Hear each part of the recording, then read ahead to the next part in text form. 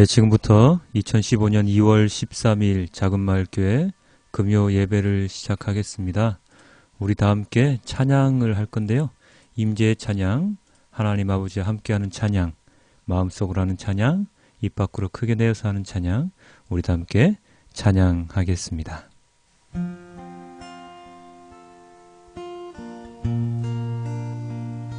나의 모습 나의 소유 주님께 드립니다. 함께 찬양합니다. 나의 모습 나의 소유 주님 앞에 모두 드립니다. 모든 아픔 모든 기쁨 내 모든 눈물 받아주소서.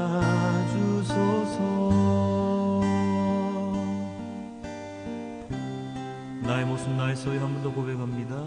나의 모습 나의 소유 주님 앞에 모두 드립니다. 모든 아픔 모든 기쁨 내 모든 눈물 받아주소서.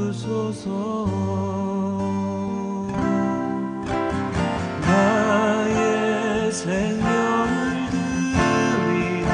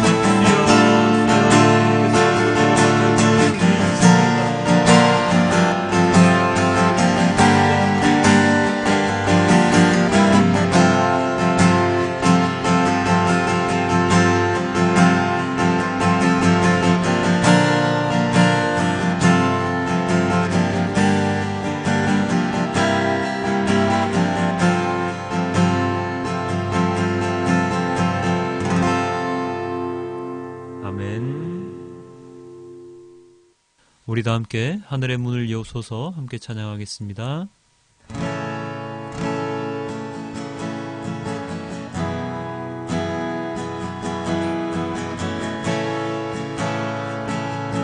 하늘의 문을 여소서 하늘의 문을 여소서 이곳을 주목하소서 주를 향한 노래가 꺼지지 않으니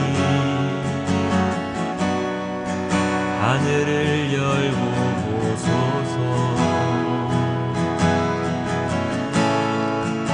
이곳에 임재하소서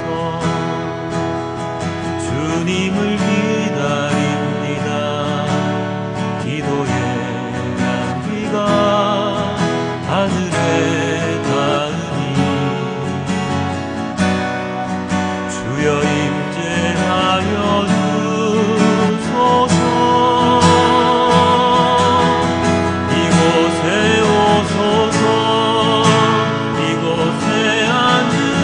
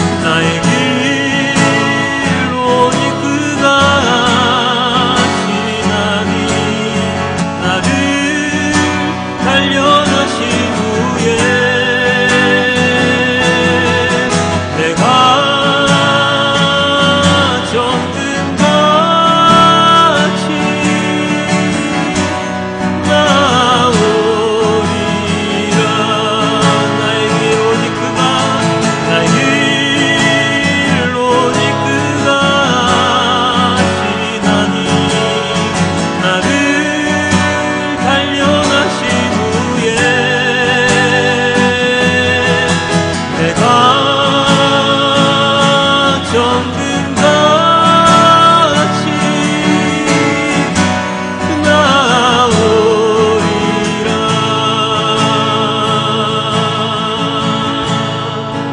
주가 보이신 생명의 길, 나 주님과 함께 상한 마음을 들이며 주님 앞에 나아오네.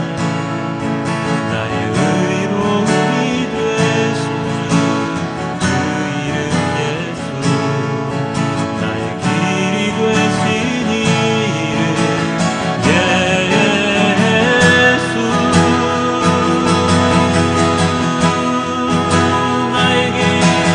나의 길 오직 그가 아시나니, 나를 단련하신 후에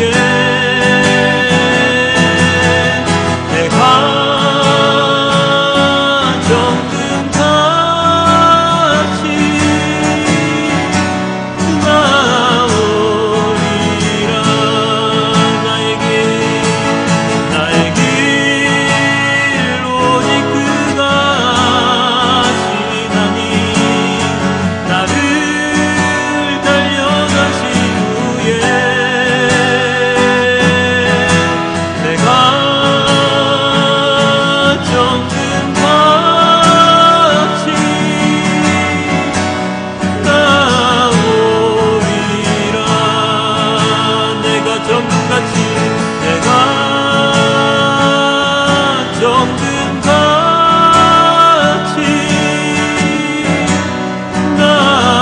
나오리라. 주님께서 보여주신 그 생명의 길, 주님과 함께 동행하는 길이 되어지길 원하옵니다. 우리가 함께 주님께 오늘 시간 주님과 함께 주님의 말씀을 드리며 주님의 말씀에 순종하며 사랑하는 우리가 될 수 있도록 인도해달라고 우리가 함께 주님께 기도드립니다. 함께 기도하시겠습니다. 주여 주여 주여 주여 주여 주여. 주님께서 보여주신 이 길, 생명의 길, 우리가 나아가기 원하오니 주님 저희를 버리지 마시고 저희를 내치지 마시고 오직 주님과 함께 동행하며 주님의 말씀에 순종하며 살아갈 수 있도록 도와주시옵소서. 이 금요일 밤 하나님 앞에 나와 주님의 말씀을 듣고 주님께 기도드리며 찬양 드리는 이 모든 영혼들 주님께서 기억하시사 언제나 주님의 나라에 함께 거할 수 있는 그러한 영혼들로 주님께서 뽑아 인도하여 주시옵소서. 아버지 하나님, 고난과 너무 힘든 길 가운데 있습니다. 박해의 길 가운데 있습니다. 아버지 하나님, 우리가 받는 이 모든 고난 아버지 하나님께서 능히 다 하시리라 믿습니다. 아버지 하나님이시여, 우리가 받는 이 고난과 박해가 아버지 우리의 개인의 욕심을 위한 것이라면 모든 것들을 내려놓게 하시고 오직 주님의 나라 주님의 의를 위한 사는 나라와 하나님의 의를 위해서 살아갈 때에 받는 모든 고난과 박해 가운데 주님이 함께 하시옵소서. 저희가 먼저 주님의 의와 주님의 나라를 먼저 구하고 아버지 하나님의 뜻을 먼저 구하는 우리가 될 수 있도록 도와주시옵소서. 아버지 하나님, 세상에 살아가면서 세상에 있는 모든 욕심, 세상에 너무나도 화려하고 너무나도 높게 보이는 그 모든 것들을 갖기 위하여 너무나도 많은 욕심을 가지고 살아갑니다. 우리가 가질 것보다 우리 넘치게 하는 것 우리가 가지고 살아갈 때가 너무나 많이 있습니다. 아버지 하나님, 저희를 용서해 주시고 우리가 너무 물에 넘치게 가지고 있는 것이 있다면 아버지 하나님 가득하시고 오직 주님만 바라보며 살아갈 수 있는 그런 거룩한 삶을 살아갈 수 있도록 거기에만 충분하도록 아버지 하나님, 저희가 모든 것들을 허락하여 주시옵소서. 아버지 하나님, 세상의 권력과 명예와 부를 탐하지 않는 우리가 될 수 있도록 도와주시옵소서. 세상의 권력과 부와 명예를 탐하면 그들의 정말은 어떻게 되는 것인지 저희가 익히 잘 알고 있습니다. 그럼에도 불구하고 여전히 저희의 욕심을 버리지 못하고 살아가는 너무나도 어리석은 영혼들입니다. 아버지 하나님이시여, 아버지 하나님께서 용서해 주시고 은혜해 주시옵소서. 오직 주님의 말씀에 순종하며 살아갈 때 아버지 하나님 충분하게 모든 것들을 부어내려 주시는 주님이심을 우리가 잊지 않도록 해주시고 예수님의 그 목숨값으로 대신 구원하여 주신 우리의 모인 목숨들 아버지 하나님 끝까지 지켜주시고 주님께 떠나지 않고 살아갈 수 있도록 인도하여 주시옵소서. 주님, 너무나도 감사합니다. 오늘도 말씀을 들을 때 그 말씀이 기억나게 하시고 그 말씀 온전히 이해하게 하시고 그 말씀에 따라 순종하며 살아가는 모두가 될 수 있도록 인도하여 주시옵소서. 아버지 하나님, 오늘도 감사합니다. 주님의 사랑 가운데 주님의 가운데 거하기를 원합니다. 아버지 하나님, 제 모든 것을 내려놓고 이 세상에서 어려운 것들 모든 것들 다 견뎌내며 살아갈 수 있기를 원합니다. 아버지 하나님, 들어주시옵소서. 인도하여 주시옵소서. 너무나도 감사합니다. 아버지 하나님, 아버지 하나님, 감사합니다.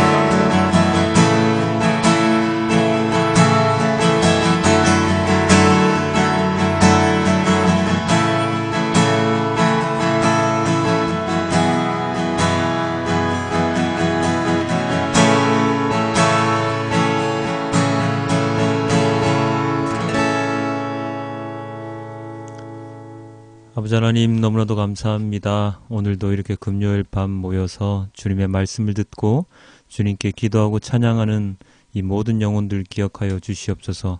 주님의 말씀 이제 듣습니다. 이 말씀 가운데 저에게 지혜를 주시고 주님의 말씀에 순종하며 살아갈 수 있는 용기를 주시옵소서. 이 모든 말씀 우리 주 예수 그리스도 이름으로 기도드렸습니다. 아멘. 예, 오늘 말씀은 마태복음 10장 34절에서부터 11장 1절까지의 말씀입니다. 우리 다 함께 보겠습니다. 내가 세상에 화평을 주러 온 줄로 생각하지 말라. 화평이 아니요 검을 주러 왔노라. 내가 온 것은 사람이 그 아버지와 딸이 그 어머니와 며느리가 그 시어머니와 불화하게 하려 함이니 사람의 원수가 자기 집안 식구리라. 아버지나 어머니를 나보다 더 사랑하는 자는 내게 합당하지 아니하고 아들이나 딸을 나보다 더 사랑하는 자도 내게 합당하지 아니하며 또 자기 십자가를 지고 나를 따르지 않는 자도 내게 합당하지 아니하니라. 자기 목숨을 얻는 자는 잃을 것이요 나를 위하여 자기 목숨을 잃는 자는 얻으리라. 너희를 영접하는 자는 나를 영접하는 것이요 나를 영접하는 자는 나를 보내신 이를 영접하는 것이니라. 선지자의 이름으로 선지자를 영접하는 자는 선지자의 상을 받을 것이요 의인의 이름으로 의인을 영접하는 자는 의인의 상을 받을 것이요 또 누구든지 제자의 이름으로 이 작은 자 중 하나에게 냉수 한 그릇이라도 주는 자는 내가 진실로 너희에게 이르노니 그 사람이 결단코 상을 잃지 아니하리라 하시니라.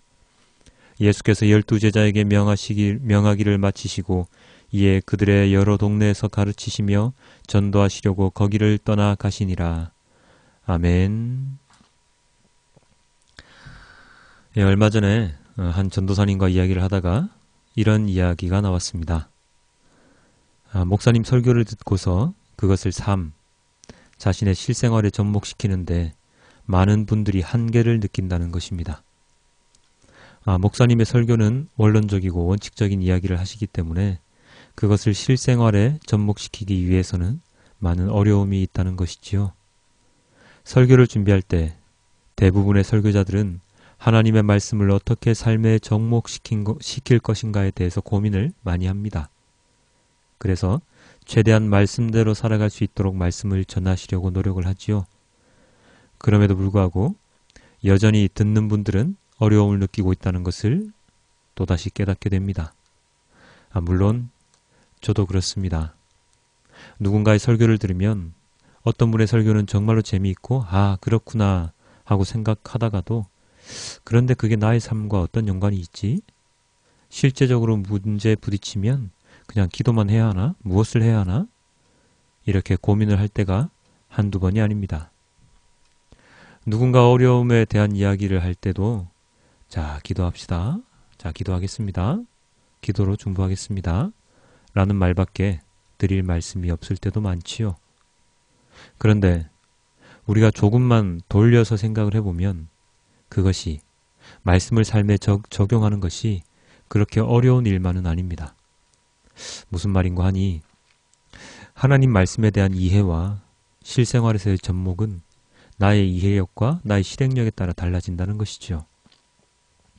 예를 들어 직장에서 나의 윗사람이 나에게 무엇인가를 시킬 때 이해력이 빠른 사람은 일처리를 아주 잘 깔끔하게 할 수 있을 테고 그렇지 못한 사람은 더듬더듬 일처리를 할 수밖에 없습니다. 그러면 결과는 어떻습니까?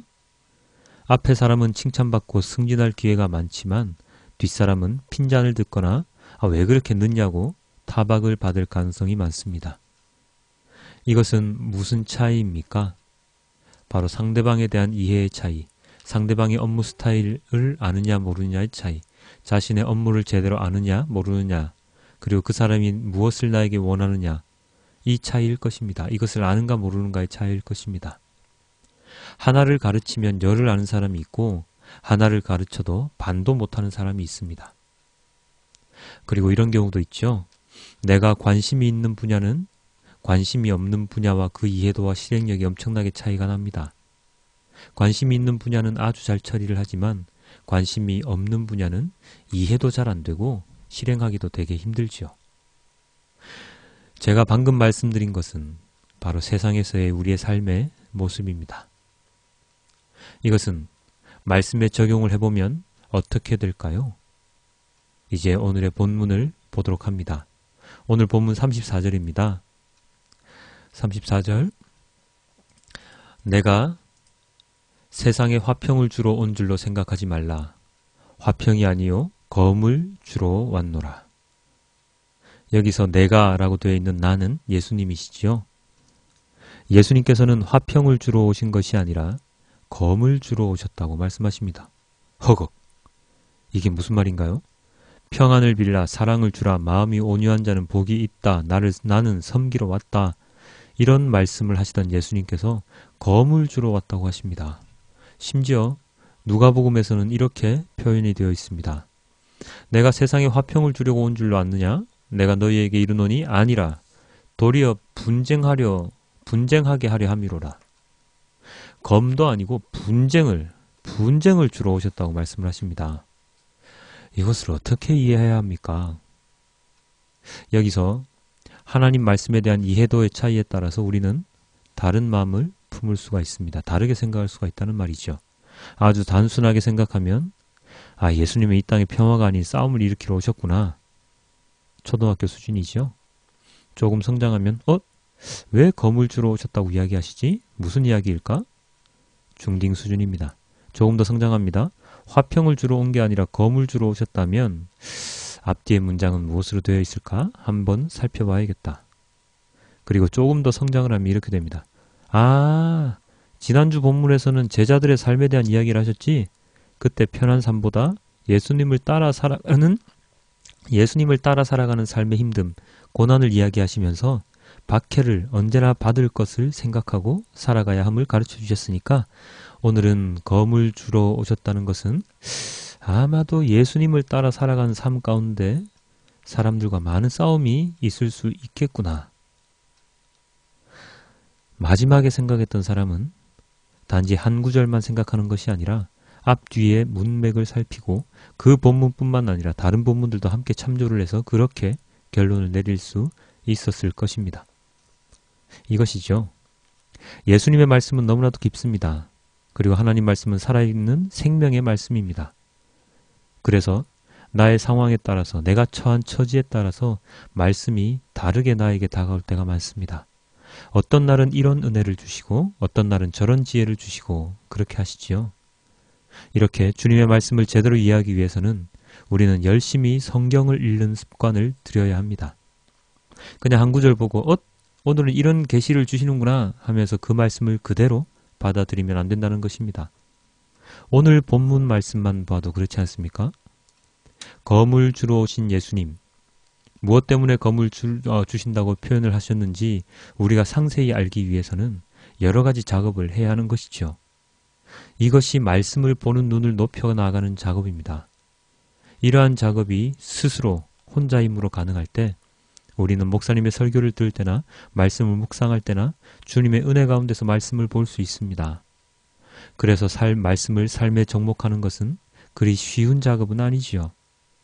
그저 목사님 설교를 한번 들었다고 해서 몇 주간 설교를 들었다고 해서 해결되는 것이 아니라 내 나름대로 나의 삶에 적용을 어떻게 시킬 것인가에 대해서 한 번 더 고민을 해야 한다는 것입니다. 목사님 설교를 듣고 나서 그냥 그 말씀에 그냥 듣고 끝나는 것이 아니라 그 말씀을 한 번 더 묵상하고 기도하고 찬양을 하고 아니면 사람들과 이야기를 나누면서 그러한 말씀에 대한 이해의 작업이 계속되어야 한다는 것입니다. 예전에는 아무런 의미가 없이 불렀던 찬양인데 오늘 목사님 설교를 듣고 나니 그 찬양이 아주 새롭게 들릴 때도 있습니다. 그렇게 한 말씀 한 말씀 나의 것으로 만들어 가야 하는 것이죠. 그리고 그 말씀에 대한 이해도가 깊으면 깊을수록 소위 말하는 영성이 더욱 높아질 수 있습니다. 자, 오늘 본문의 36절을 함께 보겠습니다. 사람의 원수가 자기 집안 식구리라. 나의 하나님에 대한 이해도가, 하나님의 말씀에 대한 나의 이해도가 깊어지면 깊어질수록, 신앙이 성장하면 성장할수록 신앙을 가지지 않는 사람들과 부딪히는 일이 많아집니다. 그것은 가족도 예외가 아닙니다. 가족이 더 크게 부딪힐 수가 있습니다. 사람의 원수가 자기 집안 식구가 될 수 있는데 그 원수는 하나님을 대적하는 원수이지요. 하나님의 말씀이 이 세상의 진리라고 믿고 따르는 자들의 행동들은 믿지 않는 사람들이 보기에 이해되지 않을 경우가 많습니다. 그렇다고 해서 요즘 이슈가 많이 되고 있는 그런 류의 몰상식한 행동을 말하는 것은 아니고요. 자신을 버리고 남을 먼저 생각하고 섬기려는 마음, 나의 것을 주고서 남의 생명을 살리고자 하는 그런 마음들 말입니다. 이익이 최우선인 이 세상에서 개인의 이익, 자기 자신의 이익이 최우선인 이 세상에서 나를 버리는 것은 바보 같은 짓이기 때문에 다른 사람들이 이해하기 참으로 힘든 일이지요. 어쩌면 속이 터져버릴 것 같은 상황일지도 모릅니다. 아유, 왜 그렇게 사니? 꼭 그렇게까지 살아야 되니? 그런데 우리가 그렇게까지 살아야 되는 이유가 다음과 같이 나와 있습니다. 38절 39절입니다. 또 자기 십자가를 지고 나를 따르지 않는 자도 내게 합당하지 아니하니라. 자기 목숨을 얻는 자는 잃을 것이요 나를 위하여 자기 목숨을 잃는 자는 얻으리라. 나의 십자가를 지고 나아가고 나의 목숨을 잃는 자가 되어야 하기 때문입니다. 예수님께서는 단호하게 말씀하십니다. 네가 살고자 하면 죽고 죽고자 하면 살 것이다. 누구를 위한 삶입니까? 바로 하나님을 위한 삶, 하나님을 위한 삶을 살 것을 말씀하십니다. 하나님을 위한 삶은 그렇다면 어떠한 삶입니까? 오늘 본문의 40절입니다. 너희를 영접하는 자는 나를 영접하는 것이요 나를 영접하는 자는 나를 보내신 이를 영접하는 것이니라.